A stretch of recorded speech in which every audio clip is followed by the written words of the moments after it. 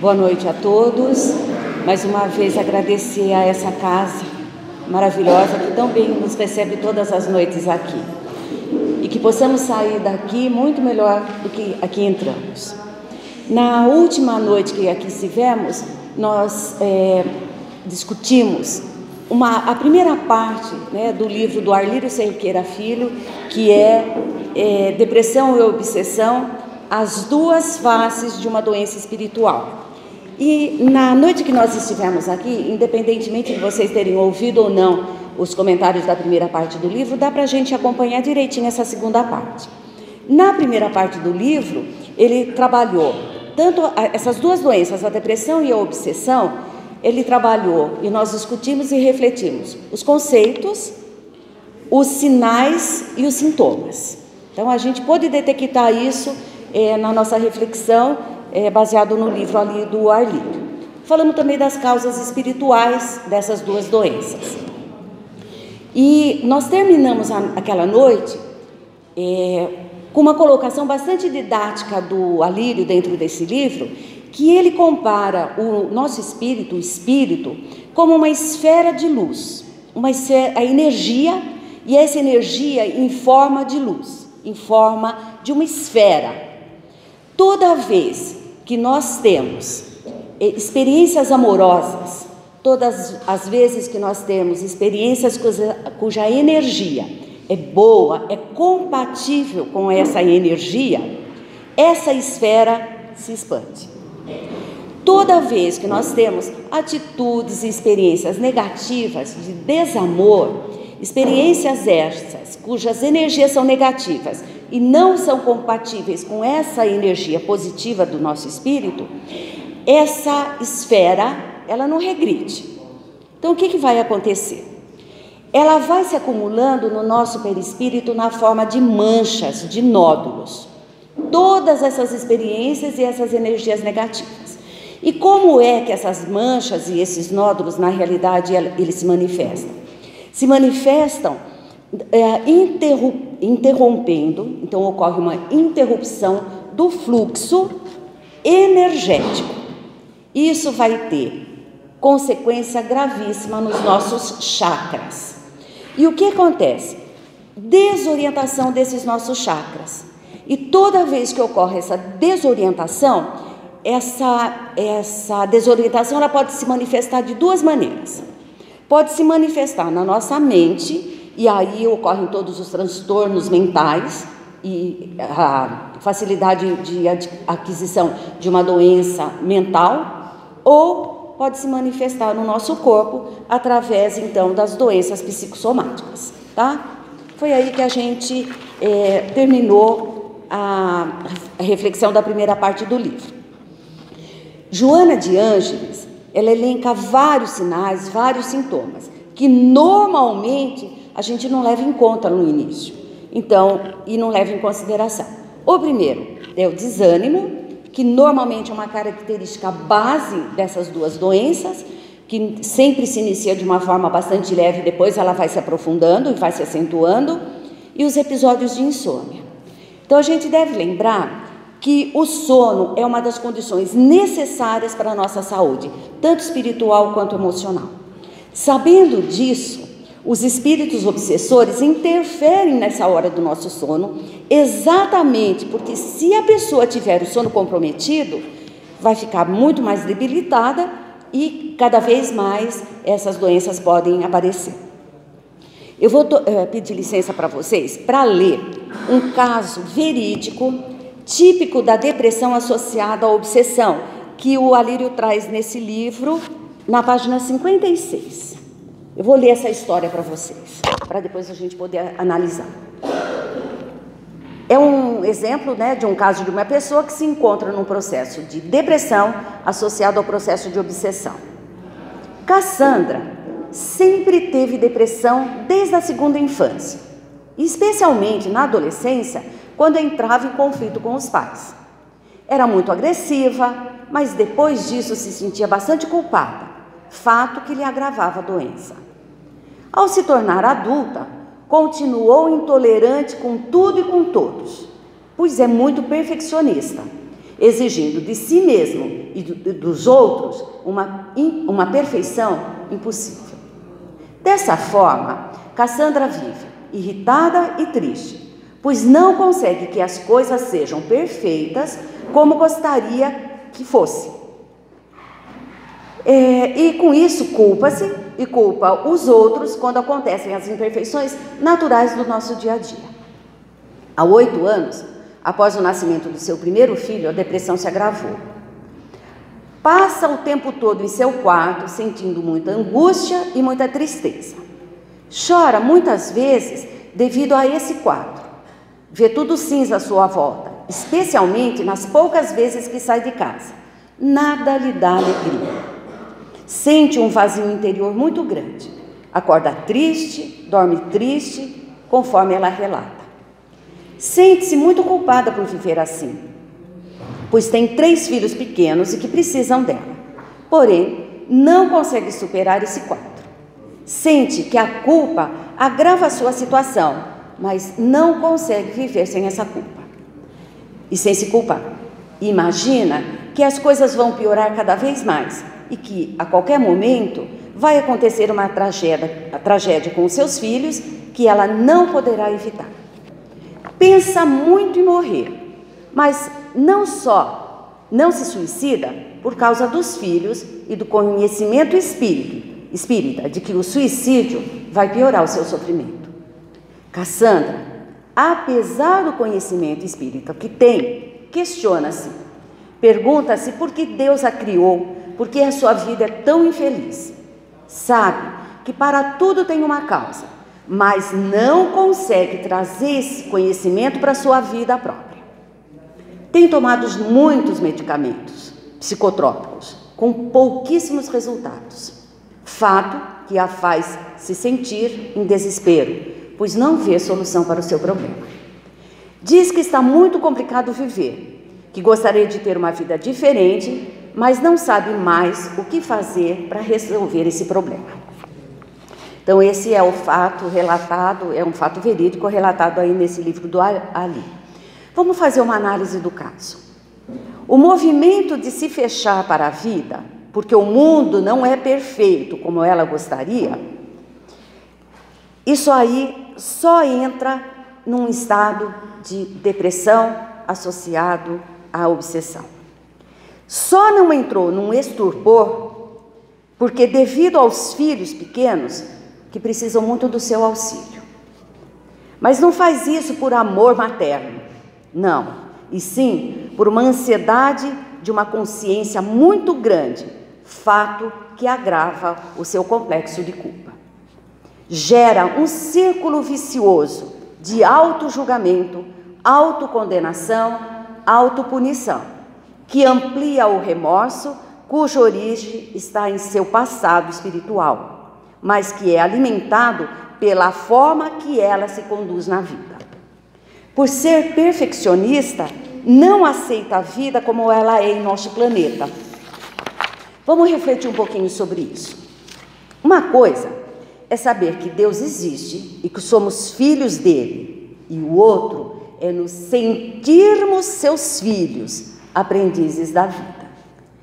Isso demanda esforços para reflexão e muito trabalho de autoconhecimento e conhecimento da verdade universal.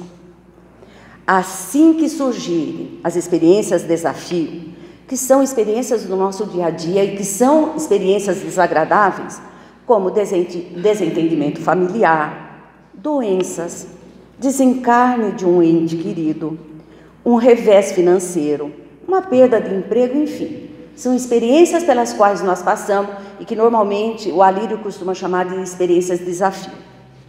Precisamos, e ele coloca que nós precisamos transformar essa experiência, desafio, numa experiência de aprendizado.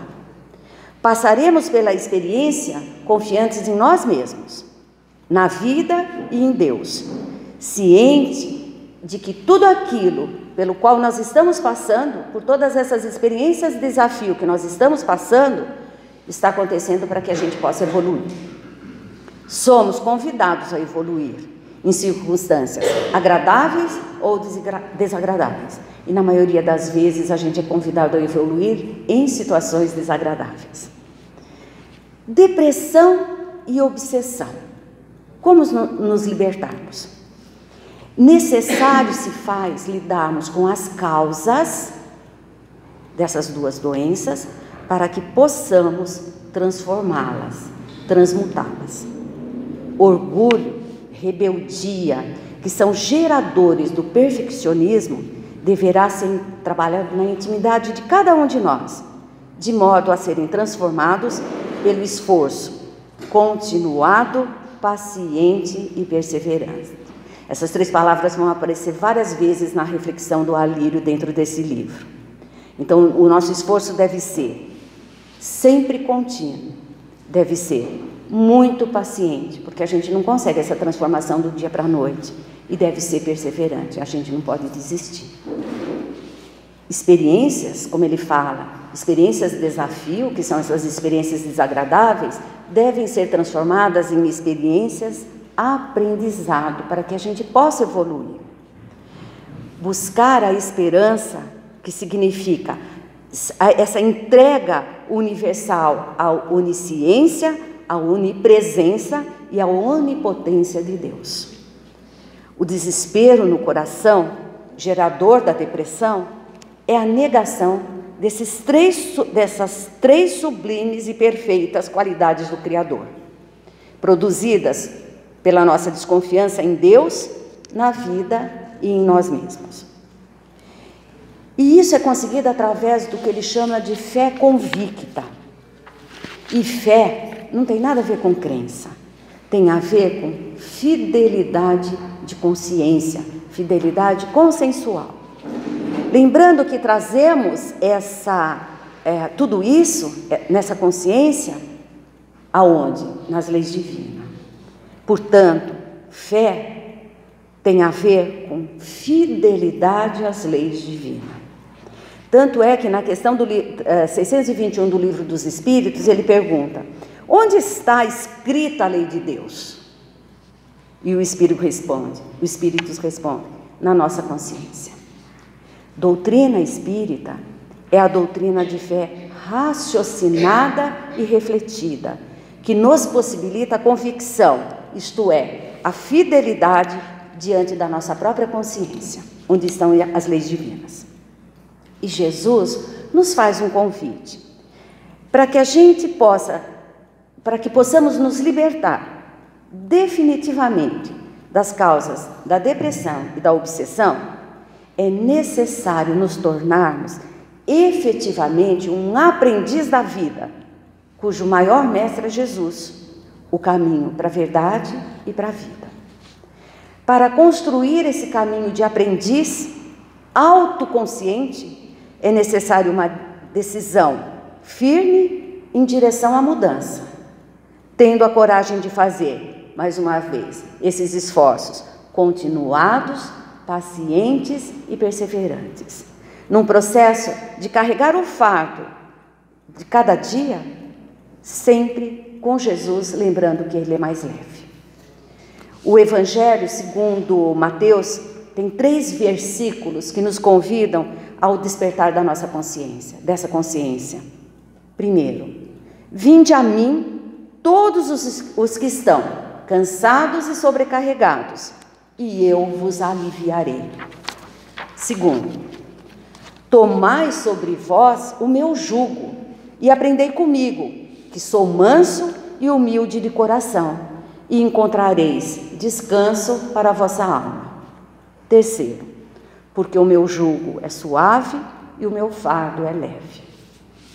E isso nos leva a algumas etapas do autoconhecimento amoroso, para que cada um de nós, possamos nos tornar um aprendiz da vida, um aprendiz de Jesus, tornando Jesus verdadeiramente o nosso guia, esse caminho para a verdade e para a vida.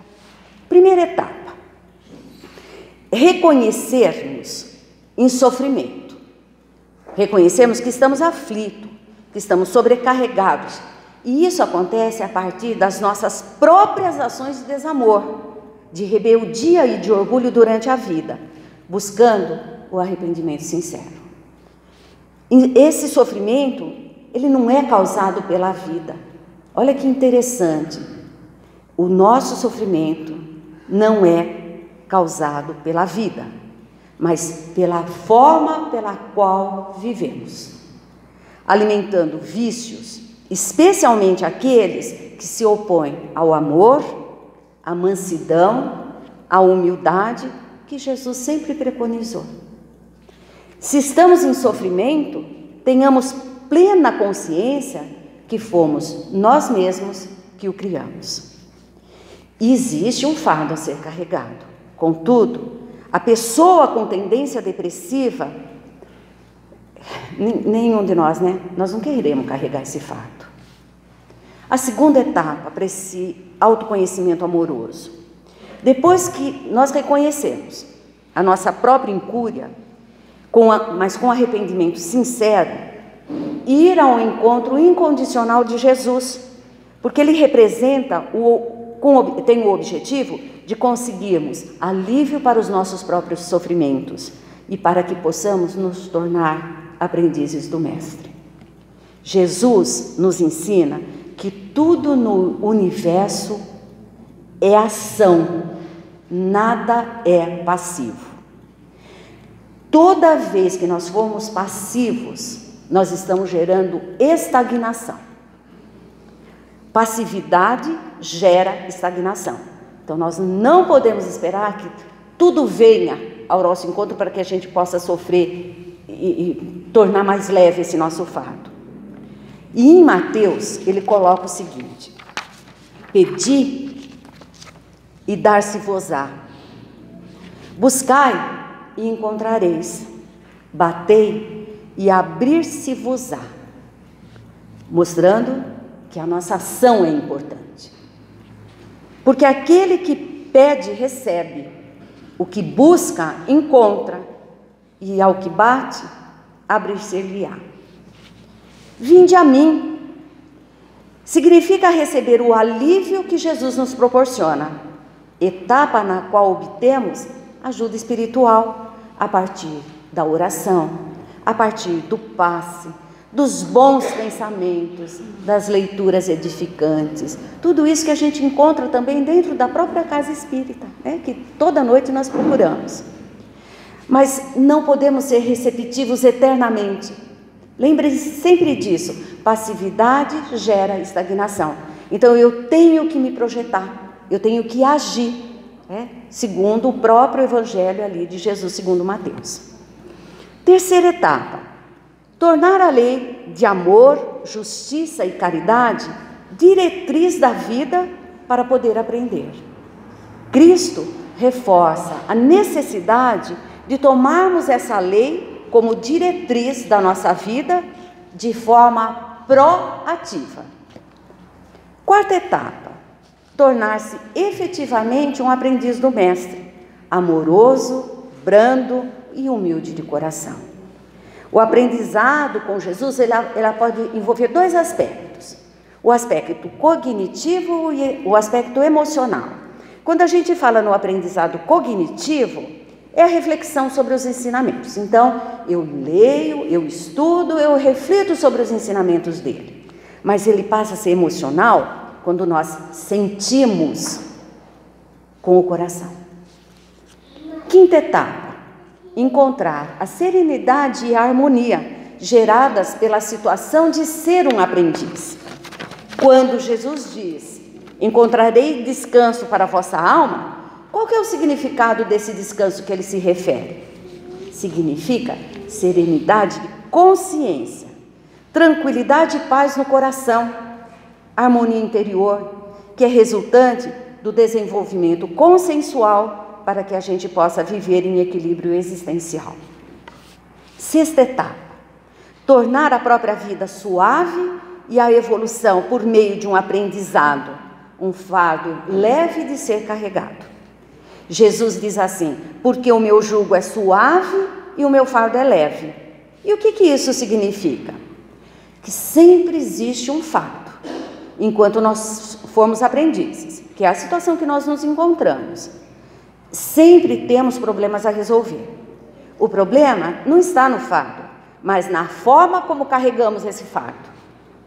Para a pessoa que desistiu de viver, tentando fugir dos problemas, ou para quem procura enfrentar esses problemas com rebeldia ou com raiva, algo de pequena dimensão se torna um grande fardo.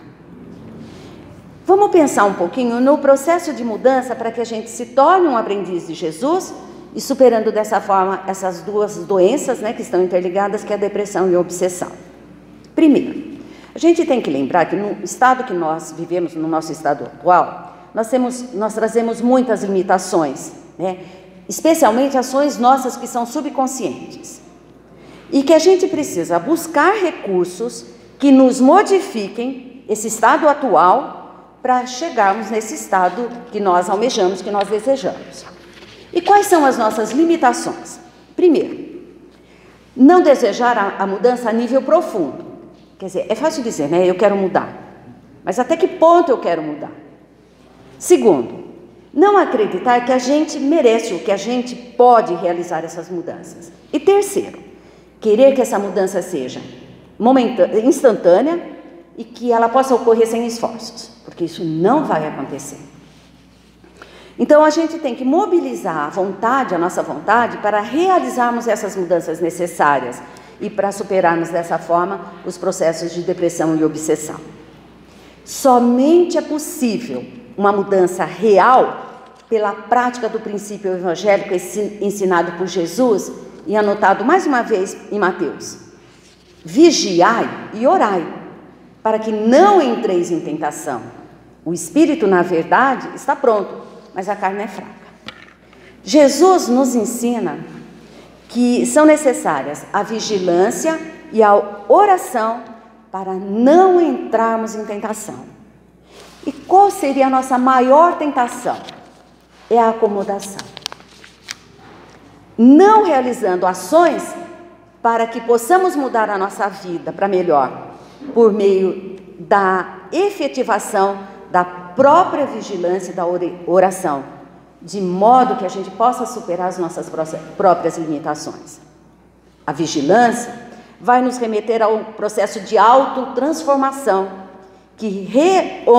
quando a gente ressignifica os pensamentos subconscientes que são negativos, transformando-os, trazendo-os para a consciência, positivo, equilibrado, e que a gente transforme as emoções primárias em emoções nobres, como o amor, a compaixão, a humildade, a mansidão, o perdão, a serenidade e a alegria existencial.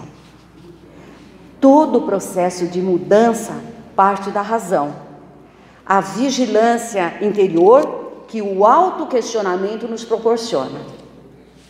A razão é balizadora de toda a transformação.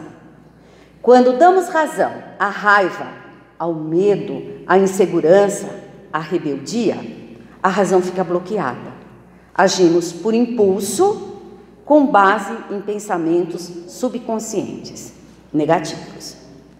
Jesus sempre nos chamou para uma vida proativa, em que devemos buscar com o nosso próprio esforço aquilo que nos compete alcançar. Ao fazermos isso, o universo se abre para nos ajudar, conforme o preceito: batei e abre-se-vos-á, ajuda-te que o céu te ajudará. No entanto, são poucos os que buscam esse caminho, devido ao preço a ser pago para que se modifique. Precisamos acionar a nossa vontade para realizarmos toda e qualquer ação de mudança. E a vontade se manifesta com 4 atributos essenciais. O primeiro, a força. É a base da própria ação da vontade. Portanto, a pessoa tem que ter muito bem definida o que ela quer para a sua própria vida. O que é, e fazemos essa pergunta: o que eu quero verdadeiramente para a minha vida? Segundo preceito, a competência. Respondendo à seguinte pergunta: como que eu posso mudar a minha vida? Meditação, reflexão, vigilância, oração, Leituras edificantes de obras que nos auxiliam o autoconhecimento são instrumentos fundamentais para facilitar o processo de transformação, não para realizá-lo efetivamente, mas toda ferramenta necessita ser usada frequentemente e na hora certa, porque do contrário, ela enferruja e se torna inútil. Terceira, o autoamor, fazendo a seguinte pergunta: por que é importante desenvolver os valores que me tornem mais consciente para que eu possa mudar minha própria vida? 4, a busca da felicidade. E fazendo a seguinte pergunta: para quem é importante, por que é importante desenvolver os valores que me tornem mais conscientes de formar e alcançar a felicidade plena? E isso tudo nos leva ao tratamento da depressão e da obsessão. Então, primeiramente realizar todas essas abordagens que acabamos de colocar na noite de hoje. Então, aos poucos, a gente vai transformando situações que nos são adversas. E sempre lembrando que tudo depende do nosso esforço pessoal. Segundo, fazer os exercícios para se libertar dos hábitos de rebeldia sistemática, do negativismo, da desvalorização da vida, que produzem manchas energéticas que ficam lá, arquivadas nos nossos arquivos perispirituais ao longo do tempo. Por isso, a mudança de hábito deverá sempre acontecer aos poucos. Inicialmente, a gente pode começar até com situações muito simples. Ouvir uma boa música que nos eleve e que nos remeta a lembranças agradáveis. Quando nós fizemos uma oração no início da noite, isso é um exercício fantástico, e a gente se sente muito melhor depois disso. Observar uma flor, um bosque, um pássaro, observar um pôr do sol, buscando sempre uma identificação nossa com a própria natureza. Realizar um terceiro momento, realizar atividades que estimulem emoções de prazer e de bem-estar espiritual. Com os exercícios, a pessoa estará trabalhando a elevação do estado de consciência, de modo a sair da sintonia dos espíritos obsessores. Na depressão moderada e grave, é fundamental o tratamento psiquiátrico, lógico, o uso de medicamentos para estabilizar os neurotransmissores do cérebro. Mas mesmo com as ações medicamentosas, é necessária a realização de exercícios de autorreorganização.